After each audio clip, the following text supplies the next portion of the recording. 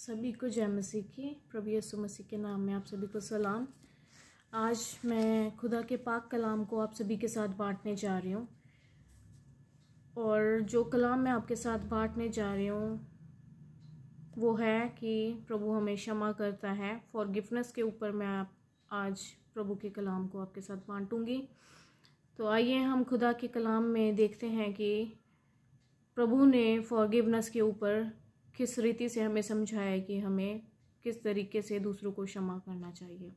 तो आइए हम देखते हैं मत्ती रचित सुसमाचार उसका 6वां अध्याय और उसकी 14वीं आयत में किस प्रकार से लिखा है। मत्ती रचित सुसमाचार उसकी 6वां अध्याय और उसकी 14वीं आयत में इस प्रकार से लिखा है, इसलिए यदि तुम मनुष्य के अपराध क्षमा करोगे तो तुम्हारा स्वर्गीय पिता भी तुम्हें क्षमा करेगा, और यदि तुम मनुष्य के अपराध क्षमा ना करोगे तो तुम्हारा पिता भी तुम्हारे अपराध क्षमा ना करेगा। तो प्रभु का कलाम हमें बताता है कि हमें दूसरों के अपराध को क्षमा करना बहुत ज़्यादा आवश्यक है। अगर हम दूसरों के अपराधों को क्षमा नहीं करते हैं तो प्रभु भी हमारे अपराधों को क्षमा नहीं करते हैं। इसलिए अगर हमें परमेश्वर से क्षमा चाहिए तो हमें पहले दूसरों के अपराधों को क्षमा करना बहुत ज़्यादा ज़रूरी है, क्योंकि जब हम परमेश्वर की दुआ करते हैं, प्रभु की दुआ करते हैं, तो उसमें भी प्रभु ने हमें यही सिखाया है कि दूसरों के गुनाहों को हमें क्षमा करना है, क्योंकि हमारा स्वर्गीय पिता हमारे गुनाहों को क्षमा करता है। इसलिए प्रभु का जो कलाम है वो हमें यही सिखाता है कि क्षमा करोगे तो क्षमा को पाओगे। और जब हम दूसरों को क्षमा करते हैं तो हम बहुत से बंधनों से आज़ाद होते हैं। हमारे जीवनों में प्रभु चंगाई को भी देते हैं, क्योंकि जब हम क्षमा नहीं करते तो हमारे अंदर बहुत ज़्यादा कड़वाहट दूसरों के लिए रहती है, चाहे वो हमारा कोई बहन हो या कोई भाई हो या फिर कोई पड़ोसी हो, कोई भी क्यों ना हो। अगर हम किसी के लिए अपने मन में कड़वाहट रखेंगे तो हमारी प्रार्थना भी रुक जाती है, प्रभु उसको ग्रहण नहीं करते, क्योंकि प्रभु ने कहा है जब तुम परमेश्वर के हजूरी में अपनी भेंट को लेकर आते हो तो पहले अपने भाई या बहन किसी से भी तुम्हारा अगर कोई मतभेद है, तुमने किसी को क्षमा नहीं करा, अगर तुम्हारे अंदर कोई मनमुटाव है तो उसको पहले सॉर्ट आउट करके आओ, उसको पहले सॉल्व करके आओ।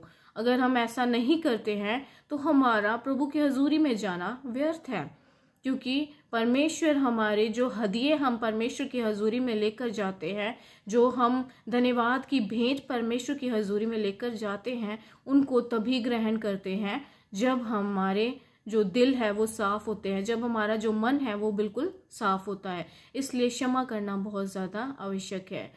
अगर हम क्षमा नहीं करते तो कई बार हमारी ज़िंदगियों में ऐसी बीमारियां, हमारी लाइफ में ऐसी बीमारियां बनी रहती हैं क्षमा ना करने के द्वारा। कई बार क्षमा ना करने के द्वारा कड़वाहट के कारण ही बहुत सी ऐसी बीमारियां हैं जो हमारे अंदर घर कर लेती हैं। इसलिए क्षमा करना बहुत ज़्यादा आवश्यक है। आइए हम खुदा के कलाम में और देखते हैं भजन संहिता उसका 32 चैप्टर और उसकी 1st वर्स में किस प्रकार से लिखा है। भजन संहिता साम 32 और उसका 1st वर्स 32 साम 32 और उसका 1st वर्स में क्या लिखा है। क्या ही धन्य है वह जिसका अपराध क्षमा किया गया और जिसका पाप ढांपा गया हो। क्या ही धन्य है वह मनुष्य जिसका अपराध क्षमा किया गया हो। वो धन्य मनुष्य कहलाया जाता है जिसका जो अपराध है वो परमेश्वर क्षमा कर दे। इसलिए हमें क्षमा करना बहुत ज़्यादा आवश्यक है। अगर हम वचन के अनुसार देखते हैं, प्रभु के कलाम में देखते हैं, तो प्रभु ने कहा चाहे तुम्हारे गुनाह लाल रंग से भी गहरे क्यों ना हो, मैं उन्हें बर्फ की मानिंद श्वेत कर दूंगा। जब परमेश्वर हमारे गुनाहों को रखते नहीं हैं, दोबारा स्मरण नहीं करते हैं, और प्रभु का कलाम ये हमें सिखाता है कि चाहे हमारे गुनाह लाल रंग से भी गहरे क्यों ना हो, प्रभु उन्हें धोकर बर्फ की तरह श्वेत कर देते हैं। तो हमें भी अपने जो गुनाहगार हैं, जिन्होंने हमारे को दुख पहुंचाया है, जिन्होंने हमारे साथ कुछ गलत किया है, उन्हें क्षमा करना बहुत ज़्यादा आवश्यक है। और प्रभु का कलाम हमें ये भी सिखाता है कि हमें हमारे गुनाहों को परमेश्वर ने ऐसे फेंक दिया जैसे पूरब से पश्चिम, और दोबारा उन्हें स्मरण ना किया। तो हमें भी अगर हमारे खिलाफ कोई कुछ गलत करता है तो उसे हमें क्षमा कर देना चाहिए। प्रभु के कलाम में लिखा है कि अगर हम गुस्सा भी करते हैं, अगर हम किसी से नाराज भी होते हैं, तो हमें सूरज डूबने से पहले पहले उसको क्षमा कर देना चाहिए, उस बात को भूल जाना चाहिए। जब हमें खुदा का कलाम ये सिखाता है तो हमें वैसा ही करना चाहिए, जिसके कारण हम अपने जीवन में जो हमारी आत्मिक उन्नति है उसको वो हमारी रुकती नहीं है। आत्मिक उन्नति जब हम कभी किसी को क्षमा नहीं करते हैं और अपने अंदर कड़वाहट को रखते हैं, तो हमारी जो आत्मिक उन्नति है, हमारी जो स्पिरिचुअल लाइफ है, उसमें हमारी रुकावट आनी शुरू हो जाती है। हम दुआ नहीं कर पाते। हम देखते हैं कि जब हमारे अंदर कड़वाहट या नफरत है किसी के प्रति, हम उसके गुनाहों को क्षमा नहीं कर रहे हैं, हम उसको बार बार याद कर रहे हैं, तो जब हम दुआ करते हैं तो वही बातें हमारे अंदर घूमती रहती हैं, वही बातें हमारे माइंड में घूमती रहती है। इसलिए खुदा का कलाम जो हमें सिखाता है उसे हमें अपने अंदर ग्रहण करना है, उन वर्सेस को हमें अपने अंदर अप्लाई करना है, और उन वर्सेस के अकॉर्डिंग हमें अपनी लाइफ में चलना है। अपनी स्पिरिचुअल लाइफ को अगर हम ग्रो होते हुए देखना चाहते हैं तो क्षमा करना बहुत ज़्यादा आवश्यक है। तो खुदा का कलाम जो प्रियो आज हमें सिखाता है वो यही है कि हमें क्षमा करना है, ताकि हमारे भी जो अपराध हैं उनको परमेश्वर क्षमा करें। इसलिए ताकि हम स्पिरिचुअली ग्रो कर सकें। तो प्रभु के कलाम के एक और वर्स को हम देखते हैं, एफिशियंस उसका 4 अध्याय और उसकी 32 वर्स को। एफिशियंस एफसीओ की किताब उसका 4 अध्याय